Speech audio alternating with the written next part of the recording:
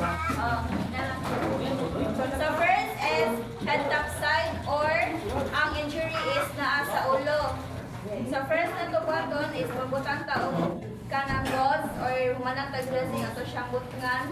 Then, at mag-asa sa itong patient is pwede ba siya makaputong pressure.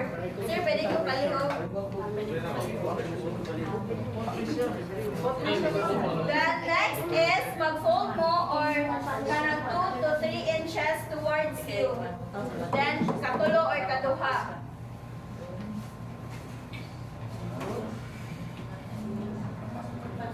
So, dapat towards view ang pillow kay para inigutang ninyo sa ulo, diretso na siya.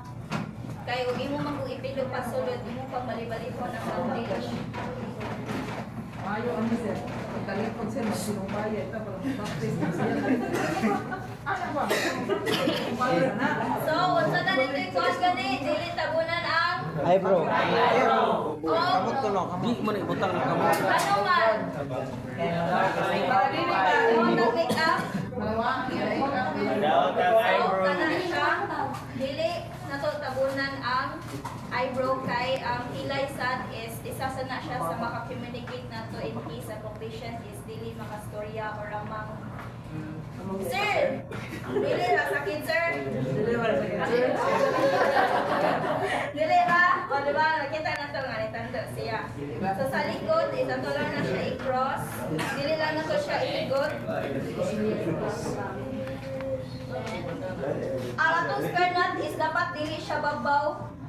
Okay? Ari diri sa kaninay folds. Kay para if ever na pan is secured ang atong dressing. Dili ra good sir. Communicate jud mo sa inyo. Agay. Then ang likod is ato lang birahon para mas mahugot and Di ra sakit, sir. pressure. Sakit sir. So, Lamig sir. Sir, lamig sir. Di lang sakit sir.